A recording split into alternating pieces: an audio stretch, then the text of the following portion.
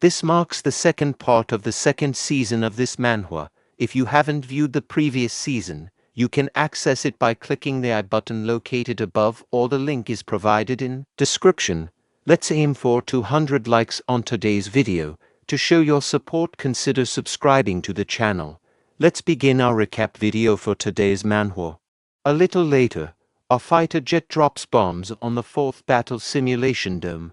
The instructors, in shock, murmur among themselves, wondering if it's an air raid and realizing they are under attack by missiles. Panic spreads among everyone as they fear for their lives, with Jose and Inspector James looking up nervously. Meanwhile, Kuro reflects on his past, thinking that life at Ark was tough, but he doesn't want to return to the way things were before. He feels gratitude toward Han, acknowledging that it's thanks to Han that he's come this far. Kuro is relieved that Han isn't there, believing Han doesn't deserve to die in such a place. Kuro admires Han's resilience, thinking that Han would never have given up if he were present. Kuro unleashed his psychic ability, forming a massive hand out of psychic energy to intercept the incoming missiles. As the missiles collided with the psychic hand, they detonated, resulting in a massive explosion and a shock wave that forced the inspectors to shield their eyes and ears from the blast. Inspector James, witnessing this extraordinary display, was astonished by Kuro's capabilities. He expressed his disbelief, remarking that he had never seen or heard of psychic energy being shaped into such a large and formidable form.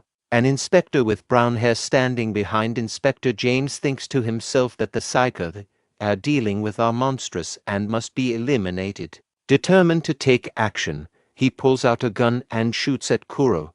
The scene then shifts to Han urgently calling out to Knut, trying to wake him up. Han asks if Knut can hear him and what his name is. Knut, who had been lying on the ground, sits up and responds, recognizing Han by name. Han admonishes Knut for his reckless behavior, noting that while things worked out, Knut should not take such risks without knowing his own limits.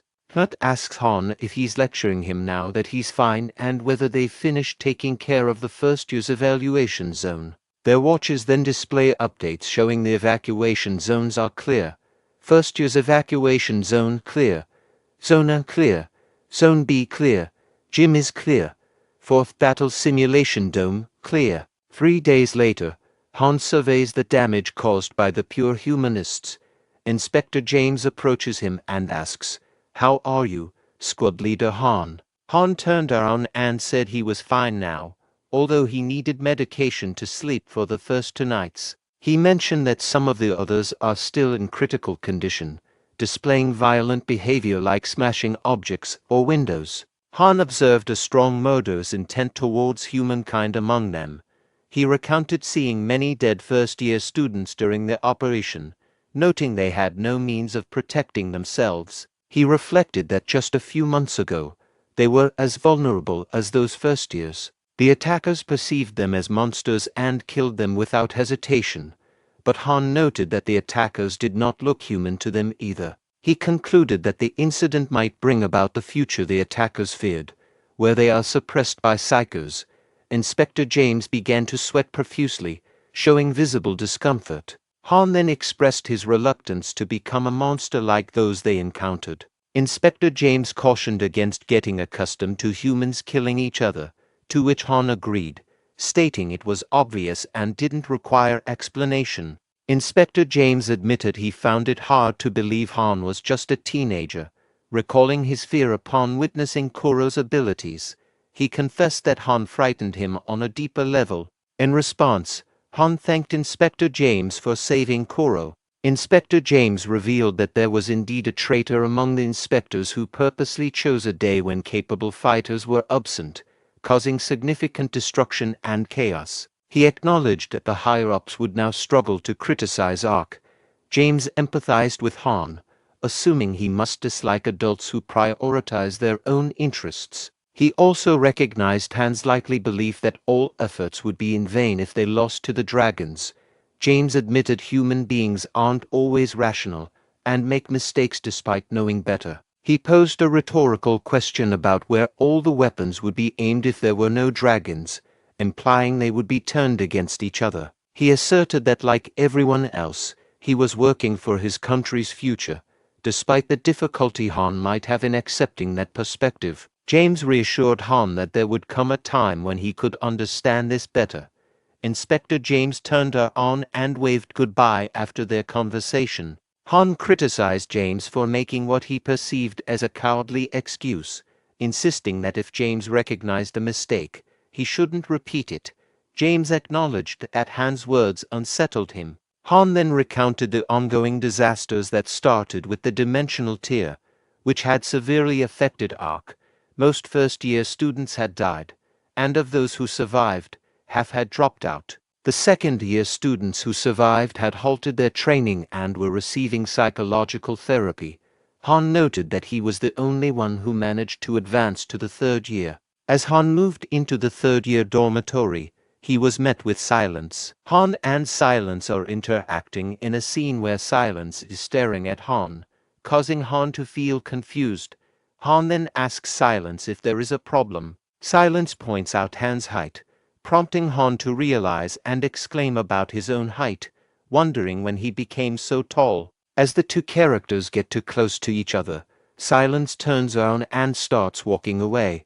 Han, not wanting to be left behind, calls out for Silence to wait. A little later, as both characters arriving at a specific location, the Psychic Force third-year ward, Sector 8. At the moment, a senior addresses Han, explaining that there is no differentiation in rank between first-generation and second-generation or third-year psychics, collectively known as Psychic Force, or PF in short.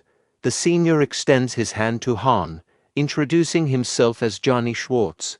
Han shakes Johnny's hand and introduces himself as Lee Han. Johnny mishears and calls him Lee Chan, but Han corrects him, stating his name is Han.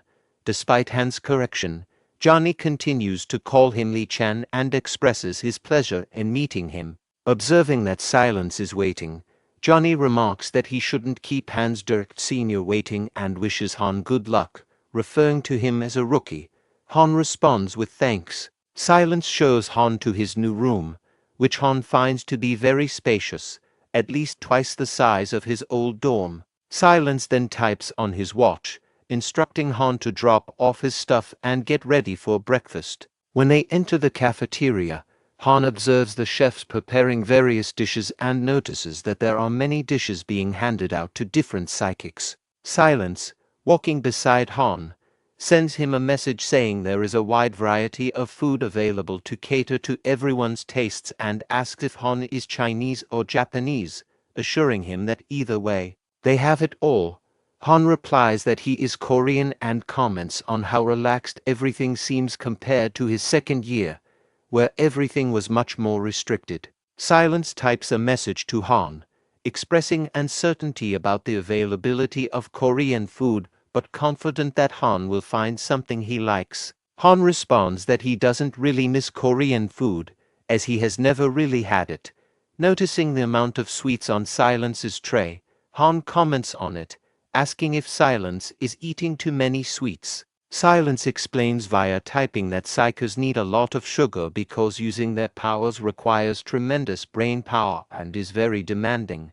Han simply replies, okay. As Han takes a bite of his food, he thinks to himself how different and satisfying the rice tastes.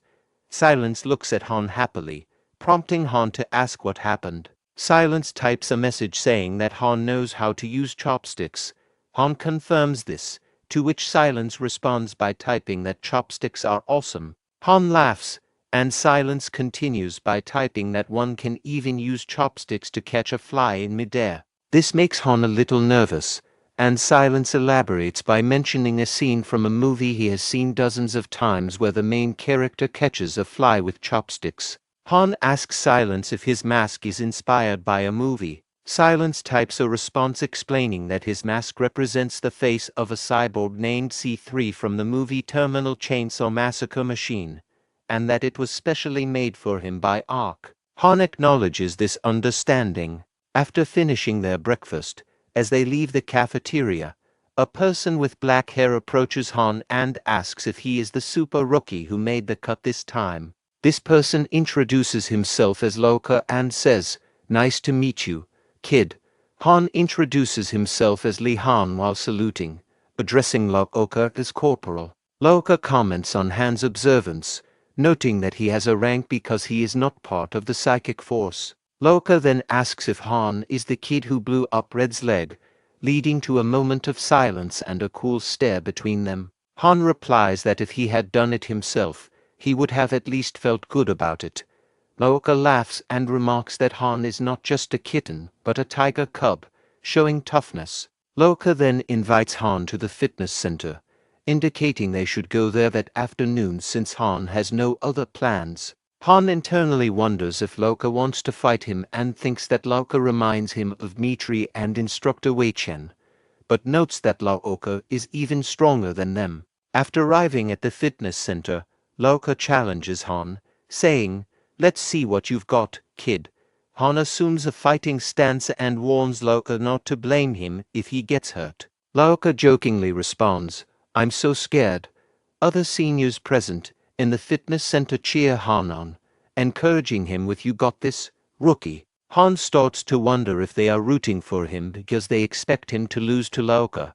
Deep in thought, Han is caught off guard as Loka launches a punch that grazes his cheek. Loka advises Han to stay alert, emphasizing the need for vigilance in their sparring match. Han regains his composure and begins to throw punches at Loka. However, Loka easily dodges Han's punches. Han follows up with a leg kick, but Loka blocks it with a fist strike. During the exchange, Loka reflects that Han is using techniques straight out of the playbook, simple yet strong, indicating that Han didn't just rely on his reinforced body but continued training. Loka then rushes towards Han and lands a punch on Han's face.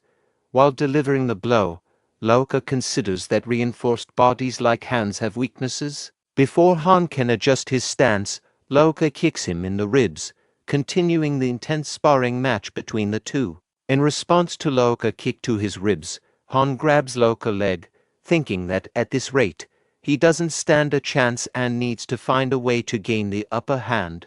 Han attempts to shove Loka down using the grabbed leg. Loka acknowledges Han's attempt, remarking it was a good choice but warns, "This is as far as you go." He easily breaks free from Han's grasp and pushes him forcefully, causing Han to crash into the gym weights. After Han crashes into the gym weights due to Loka push, Loka thinks to himself that if Han weren't enhanced, he would have been seriously injured. Loka walks up to Han and asks if he's alright. In that moment, Han attempts to attack Loka using his psychic ability, but stops himself just before striking, visibly exhausted.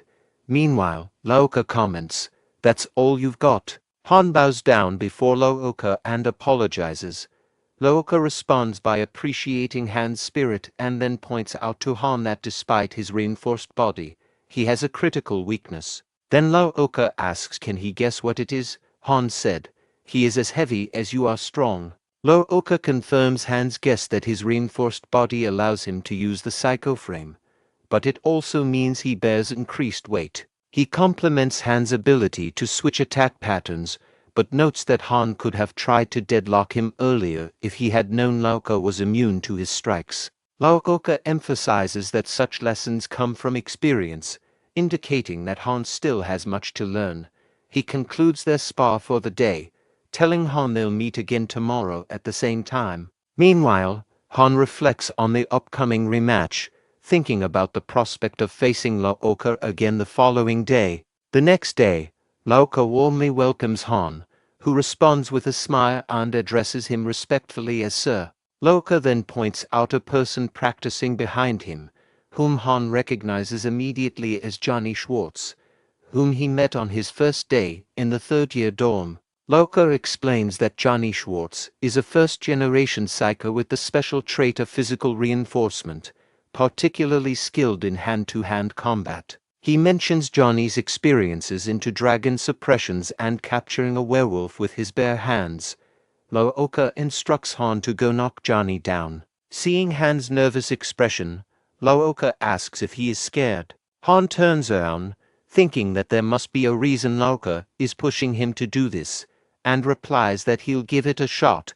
Han walks up to Ranger Johnny Schwartz and proposes a sparring match. Johnny recognizes Han as the rookie and mistakenly calls him Lee Chan, which Han corrects to Lee Han. Johnny asks if they will spar with or without psychic skills. Considering Johnny's special trait of physical reinforcement, Han decides to prohibit the use of psychic skills. Johnny agrees, saying it's fine by him and smiles, urging them to begin.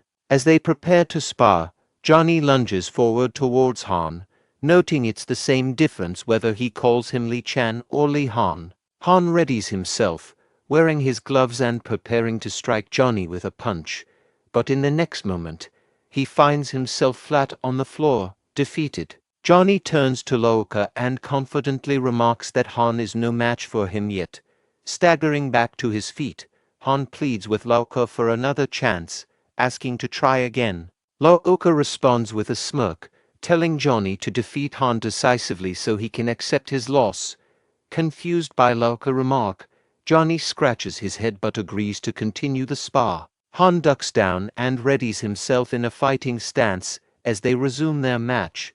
As the spar progresses, the day turns to night. Eventually, exhausted and flustered, Han sits down on the floor. Lauka approaches Han and asks if losing is frustrating for him. Han respectfully replies that it isn't, acknowledging that even if he had tried again, he would likely still have lost. Lauka explains to Han that his lack of experience in hand-to-hand combat isn't critical, as Han's strength lies in using weapons. He emphasizes that Han's goal isn't to perform techniques like the Boston Crab on a dragon. Reflecting on a past conversation with Dmitri, Han recalls questioning Dmitri about using Sambo to catch dragons, to which Dmitri had confidently replied that he could strangle a dragon if necessary. This memory brings a smile to Han's face. Observing Han's expression, Lauka asks what's on his mind. Han replies that it's nothing and acknowledges Lauka's point that hand-to-hand combat isn't crucial for him to learn. He then questions why Lauka had him fight Johnny Schwartz if it's not important for his development. Lauka poses a question to Han, asking what he would do if instructed to knock down Johnny again. Han responds confidently, stating that he would challenge Johnny to a different style of combat, specifically using weapons. Lauka acknowledges Han's answer, emphasizing that sportsmanship holds no significance in their training environment. He stresses that Han should focus solely on defeating opponents using his strengths. Han acknowledges his understanding of Lauka's advice. Reflecting on his experiences, Han thinks about how Lauka has taught him many valuable lessons, despite initially feeling like an outsider among his peers. A few days later, Han and Lauka exit a theater discussing a movie based on a true story. They talk about the protagonist who fought off 20 adversaries with just a single blade, hailing him as a hero of Thailand. Lauka jokingly asks if he's awesome, to which Han responds by complimenting the actor who portrayed Lauka in the movie. Lauka laughs off Han's comment and praises the actor as the best in Thailand, adding a suggestion to go for drinks. He invites Han to join, but Han politely declines, explaining that he can't drink alcohol. Han returns to his dorm and encounters Silence outside. He comments that Silence has returned from his mission, which lasted about 3 days. Silence asks why Han was out so late. Han explains that he and others went to see a movie called The Jungle Hunter, featuring Lauka. Han describes a scene from the movie where the main actor, holding a blade, challenges monsters, prompting smiles from the audience. Han admits that his motive wasn't necessarily to learn more about Lauka but rather to seize the opportunity to finally watch a movie. Silence initially starts to type a message to Han, suggesting that if Han wanted to see a movie, Silence could have helped with that. However, Silence pauses and deletes the message, instead bidding Han good night. Curious about Silence's behavior, Han asks why he seems in a rush. Han then reflects to himself that Silence is quick in his actions, likening him to a cat. Despite his initial intimidating impression when they first met, Han realizes that Silence may just be a regular person underneath it all, perhaps more youthful and less imposing than he initially seemed. Han clenches his weapon, preparing for a rematch with Johnny, this time using weapons. Laoko observes and wonders if Han believes he's ready to defeat Johnny in just 3 days. Han reflects that Johnny seems even more intimidating with a weapon in hand, comparing him to a giant brown bear. As Johnny rushes forward, he addresses Han as Li Chan, but Han corrects him, stating his name is Li Han. Johnny draws his sword and swings at Han, but Han swiftly dodges the attack, showing agility and readiness in the rematch using weapons. Han reflects on the past 3 days, during which he meticulously analyzed Johnny Schwartz's attack patterns and habits, almost developing a sense of foresight about Johnny's moves. This preparation allows Han to effectively dodge Johnny's attacks and launch a spear attack that strikes Johnny in the stomach, causing him intense pain. Johnny staggers backward in surprise, realizing that Han is just a new third-year student. Han seizes the moment and launches another attack, this time hitting Johnny's leg and causing him to stagger again. Nervously, Johnny wonders if this might be the end for him. Meanwhile, Han hesitates briefly, halting his attack, which confuses Johnny about Han's intentions and what might happen next in their confrontation. Han thrusts the metal spear at Johnny's face with full force, but Johnny manages to block it with his hand. Simultaneously, Johnny presses his sword against Han's neck, causing Han to concede defeat by acknowledging, "Looks like I lost." Internally, Johnny wonders if Han hesitated in the final moment and if that decision cost him the victory. Despite this, Johnny compliments Han, impressed by his skill, but once again mistakenly calls him Li Chan instead of Han. Han reflects on Johnny's repeated mistake in remembering his name but respectfully corrects him, stating, "It's Hans." Johnny responds with a smile, acknowledging the correction, and suggests they grab something to eat together, intending to introduce Han to his friends. After Han's spar with Johnny and a pat on the shoulder from Lauka, who praises him for understanding the value of building rapport and allowing Johnny to save face, Han reflects on the lesson. He realizes that proving himself isn't worth causing trouble with others and acknowledges that Johnny has much to offer him as well. Later, Silence takes Han to meet Octo, who introduces himself as Siegfried Schumacher, the chief engineer of Team 3. Han greets Octo respectfully, acknowledging his new status as a third-year student. Han introduces himself as Li Han, expressing surprise that Octo was just a nickname. Octo confirms this, explaining that people call him Octo due to his incredibly fast hands, as if he has 8 limbs. Confused by Octo's explanation, Han looks towards him, prompting Silence to comment that Octo enjoys the nickname. Octo then assesses Han, noting that he has no special traits and rates his psychic level as a C+ or B at best. He mentions that Han is the first to make it into Psychic Force with qualifications like these. Surprised by Octo's assessment, Han notices a psycho frame and asks about it. Octo confirms Han's observation and proudly identifies it as a veteran who was a star in the last war. Han remarks that the psycho frame looks stripped down to its essentials, expressing curiosity or perhaps concern about its state. Octo introduces Han to Oldman 3, a retired first-generation model of the psycho frame converted for training purposes. He informs Han that he will be training daily to operate this equipment. Later, Octo helps Han wear the psycho frame. Han reflects that he won't be able to prepare on his own anymore. Octo emphasizes the importance of engineers and machines in preparing for battles, warning Han not to move unless he wants to risk injury from the equipment. Han asks about bathroom breaks during battle, to which Octo bluntly states that such thoughts should not distract during combat, as the suits are not designed for convenience. Han admits that the reality of the training and equipment is different from what he expected. Octo informs Han that once he's fitted into the psycho frame, they will open the cylinder and make contact with dragon parts. This process will simulate the feeling Han would experience when absorbing powers from holding a weapon made from dragon parts. Octo states that their goal for the day is to determine the maximum amount of time the psychoframe can operate. He gives the order to open the doors to proceed with the testing and training. A month later, Johnny briefs his team that their mission target is the Psychic Research Lab in southern Qinghai, China, which has been incapacitated by an attack from an Ellis. The Chinese authorities have requested an official dispatch to handle the situation. Harold, one of Johnny's comrades, asks how many Ellis are present. Johnny replies that according to Chinese officials, there is only one Ellis, but it is highly powerful. He mentions that two platoons of Minion special forces were dispatched previously but are presumed dead.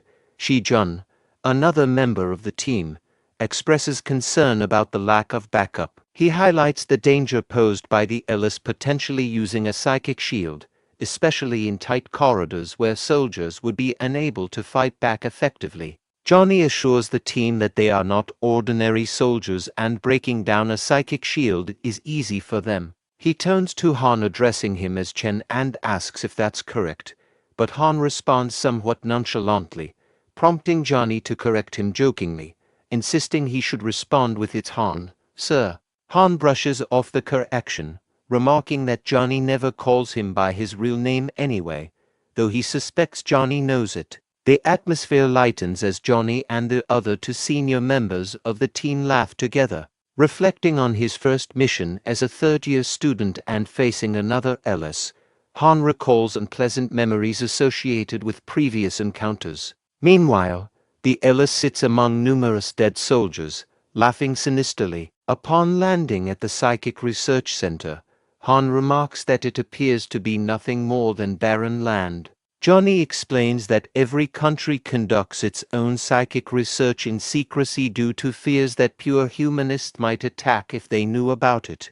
Noticing that Han seems upset, Johnny wonders if something he said upset him. He reassures Han, patting him on the shoulder and reminding him that under normal circumstances, they don't order him to take lives. He acknowledges the unfortunate events at Ark and advises Han not to become accustomed to killing, addressing him as Li Chan. Han questions whether they're returning to that topic again, to which Johnny laughs and admits he dislikes getting too sentimental. As the 6 vehicles approached Ark team, a Chinese soldier noted the arrival of the people in charge. First, Chinese soldiers and then researchers emerged from the vehicles, greeting Ark team members with a welcome. One researcher with brown hair thanked them for coming. Han observed the researchers from the Chinese Psychic Research Center and wondered about the armored figures behind them, questioning if they were soldiers. The soldiers then saluted Ark team members, addressing them as the hero of China. In response, Ark team members returned the salute. Johnny instructs Han and Harold to stand by while he and Shi Jun handle the talking. Han and Harold move to the designated area as instructed by Johnny. As they walk away, a researcher pats Han on the shoulder, referring to him as Ark's child soldier. Han reacts defensively, grabbing the researcher's hand tightly and warning him not to touch him. The researcher backs off, commenting on Han's feistiness. Harold asks Han about the researcher's behavior, but Han is confused by the incident. Shortly afterward, an elevator emerges with a rumble, and Johnny explains that it only goes to the first floor since all other areas are sealed off, making it the only entry point available. Johnny informs the team in the elevator that there are 3 levels in the facility. He instructs them to check the map for layout and passageways. Their mission has 2 main objectives: retrieve research data and search for survivors. They are to avoid direct confrontation with the enemy unless necessary. Johnny also mentions that once their mission is complete and they return to ground level, the facility will be destroyed. Han asks if there is any information about the research conducted in the facility. Johnny responds that the researchers were very secretive about their work. Shi Jun voiced his concerns, and that's exactly why those soldiers are angry too. They think their fellow men died in vain. Johnny responded seriously. Just keep one thing in mind, Han. Even if all three of us die here today, don't think about avenging us. Retreat for now. You second gens are invaluable commodities. You cannot die. Han closed his eyes briefly, then reopened them, saying with resolve, in other words, it's better to die early on if I'm going to die in a mission as easy as this. Johnny smiled faintly as the elevator doors to the first floor opened. Here we go, Squad Victor, he announced. As they meticulously searched through the entire first floor, they found nothing of significance. Johnny declared decisively, there's nothing on the first floor. Let's move on to the second floor. Meanwhile, Han couldn't shake the feeling that something important was amiss. He thought to himself, something's off. I feel like we're missing something important. As Johnny approached the door to the second floor and began to open it, he suddenly halted and turned to the other members of Team Victor. His expression turned serious as he remarked, I can smell the stench of blood from here. Han's realization hit him like a bolt of lightning. He thought, now it all makes sense. That's why it seemed so peculiar. Han addressed the team urgently. There are no signs of struggle from the first floor to this emergency exit on the second floor. It's possible this wasn't an attack from the outside. Johnny nodded in agreement. I got it. There were too many suspicious details. Why is it that the third floor is the only one without direct elevator access? It suggests something on the third floor requires a highly controlled environment. We're heading back. There's no reason to continue this mission. The researchers misled us. They need to take responsibility for this. As Johnny finished speaking, the power abruptly cut off, plunging the entire facility into darkness. As Johnny donned his night vision goggles, he remarked, what a coincidence they'd shut off the power now of all times, almost as if they were listening to us. Hearing Johnny's words, Han recalled the moment the researchers had approached him from behind and tapped his shoulder. He quickly spun around, checking his shoulder for anything unusual. Concerned, Johnny asked, what is it, Chan? Han revealed a small microphone he had found and stated, we've been bugged. Johnny nodded grimly. So that's what it was. As Johnny opened the door to the second floor, he and the others were shocked by the gruesome scene before them. Soldiers hung on walls, blood dripping from their bodies like macabre decorations. Johnny exclaimed, what a ghastly sight. It's like the bastard put them on display.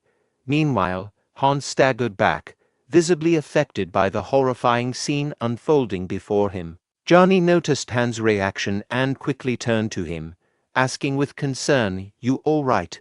Han is clearly shaken and struggling to breathe after experiencing shock. Corporal Harold notices Han's distress and offers him water, which helps him feel better. Harold reassures Han, mentioning how rare it is to encounter something so horrifying and commends Han for not passing out despite his young age. They bond over their shared experience of having younger siblings, highlighting a moment of connection and understanding between them. Corporal Harold reveals to Han that he had two younger siblings who were killed in a minion attack that wiped out his entire family. He admits feeling hopeless during the attack, but found himself unable to die, which led him to join the military and face each battle prepared for death. Despite expecting to die, fate spared him and he gained a reputation for bravery instead. Han is deeply affected by Harold's story, realizing he never knew about Harold's tragic past and expressing empathy for his loss,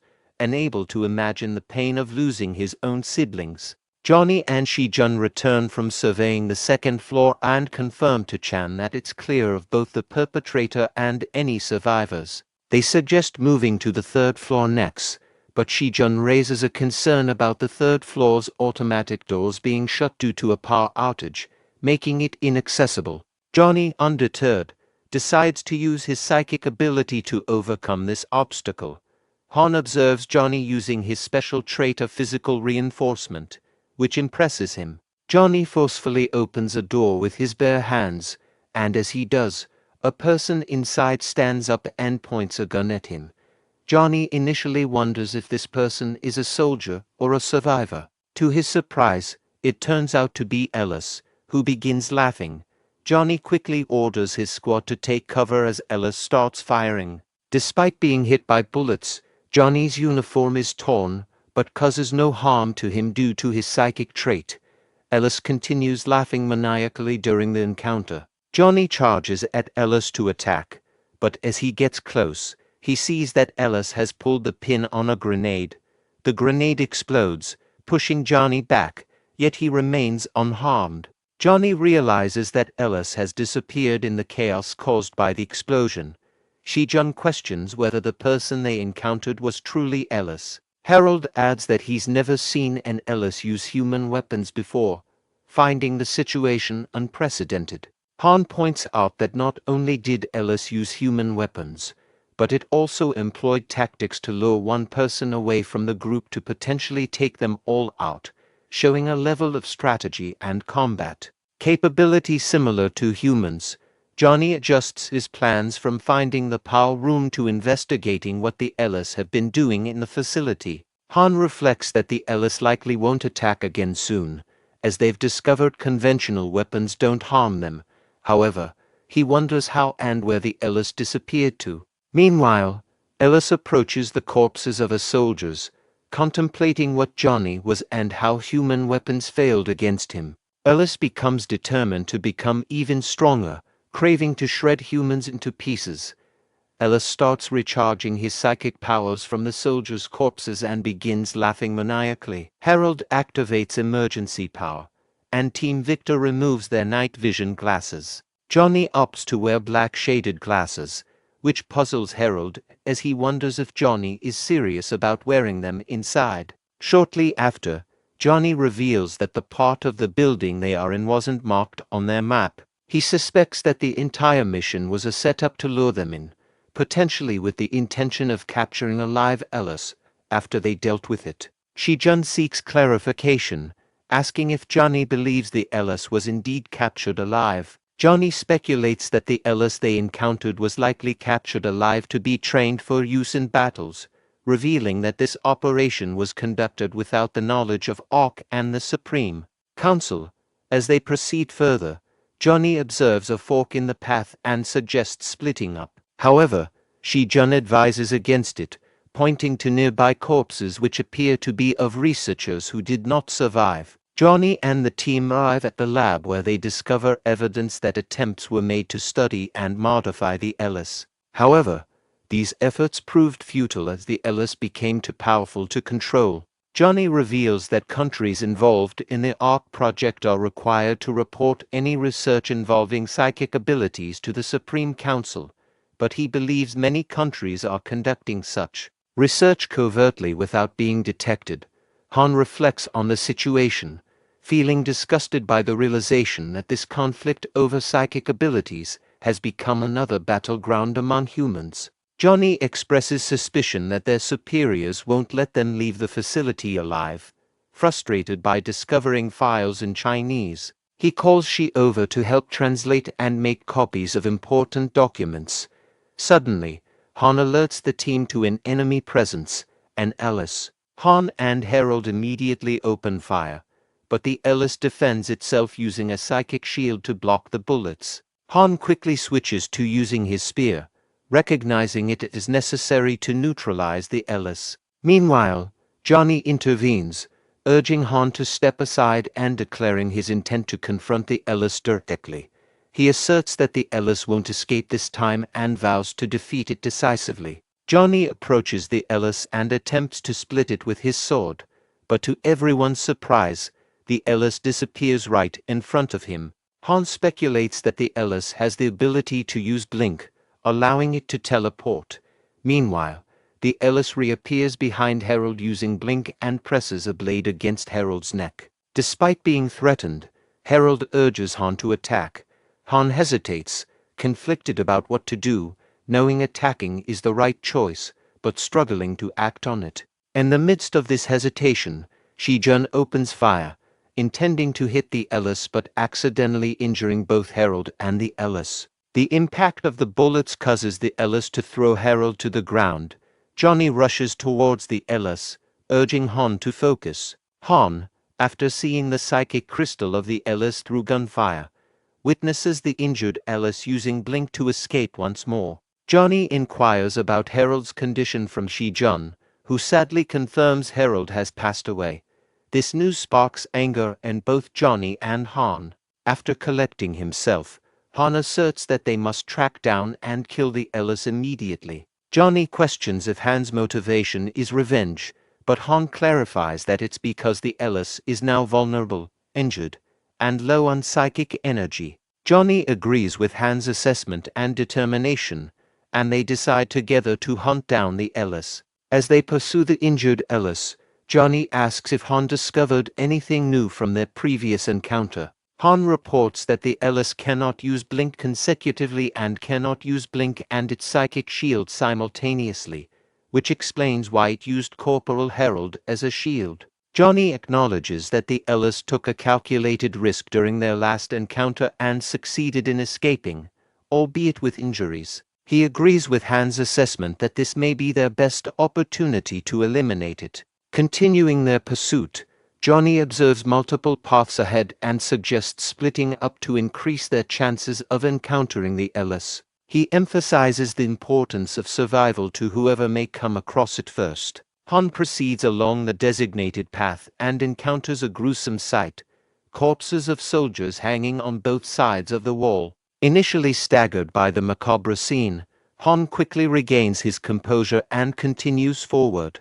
As he passes through the corridor lined with corpses, the Ellis, concealed among the bodies, silently slips behind Han. Han reflects on his experience with the dimensional tear and realizes that the Ellis isn't simply exhibiting aggression to terrorize their enemies. Instead, it uses the recharging of its psychic crystal to restore psychic energy, fueled by its hatred for humans who cause pain and the thrill of killing them for an extra boost of energy. Han senses that the Ellis is nearby. Suddenly, the Ellis swings its weapon at Han, but he manages to evade the attack.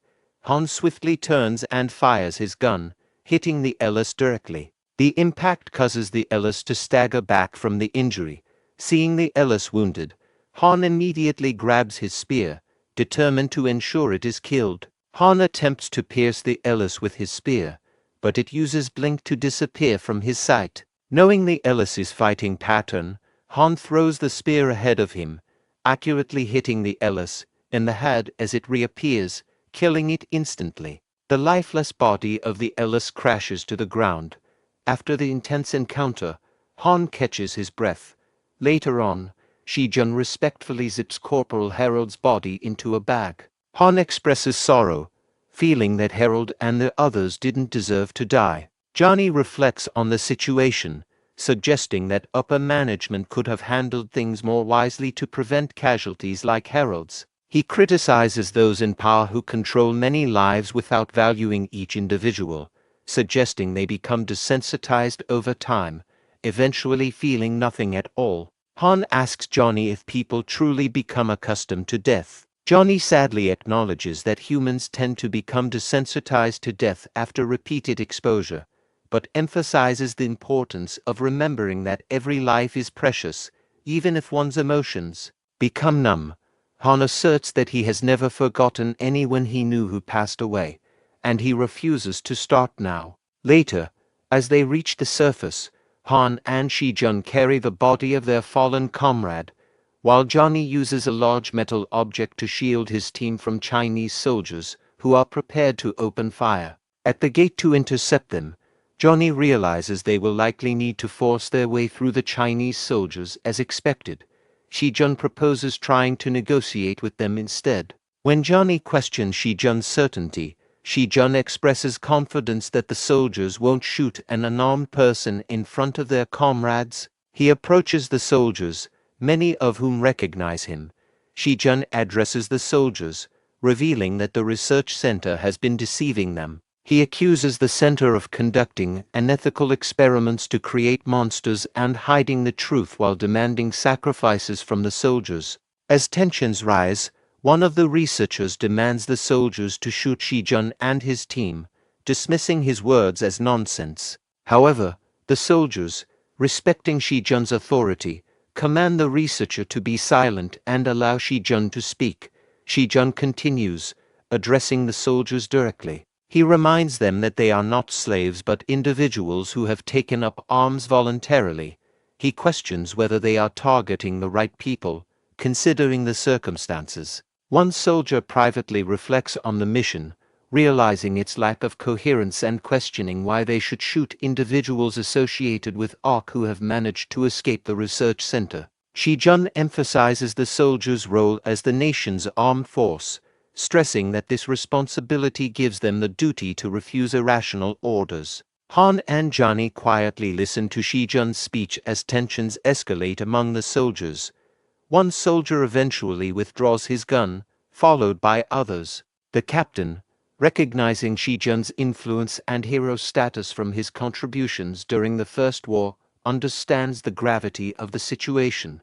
Many soldiers enlisted inspired by Shi-jun's legacy. A researcher, desperate to maintain control, grabs the captain and demands he orders the soldiers to open fire, threatening his family if he doesn't comply. After a tense moment of silence, the captain takes decisive action, picking up his gun and killing the researcher to prevent further escalation. As the ARC helicopters prepare to depart, the victor team and the Chinese soldiers salute each other in a moment of respect and acknowledgement. Shi-jun asks the captain if he is sure about their decision to defy orders. The captain acknowledges that they will face consequences for their actions but believes that it's only a matter of time before higher-ups discover the truth about the research center. He suggests that to keep the situation under control, the higher-ups will likely shift blame onto the research center. Shi-jun expresses appreciation for the captain's courage in standing against unjust orders. The captain credits his men for their bravery, emphasizing that he couldn't have made such a decision without their support. He downplays potential disciplinary actions, suggesting that the worst they might face is exemption from promotion. He contrasts this consequence with the sacrifices he willingly made when he enlisted with ARC, implying that these sacrifices were far less than that he made, as it's nothing compared to all the money and fame he gave up when he enlisted for ARC. As the helicopter begin their journey towards ARC, Han is seen soundly sleeping inside. Johnny observes Han and remarks that it's the first time he's seen him doze off. Shi-jun responds, acknowledging that Han has been through a significant amount recently. His comment indicates understanding and empathy towards Han's fatigue and the challenges he has faced. This marks the conclusion of the second part of the second season of this manhwa. The third part of the second season will be uploaded soon. To show your support for the channel and help speed up the release of recaps for your favorite manhwa, please consider subscribing to the channel. Looking forward to seeing you in the next video.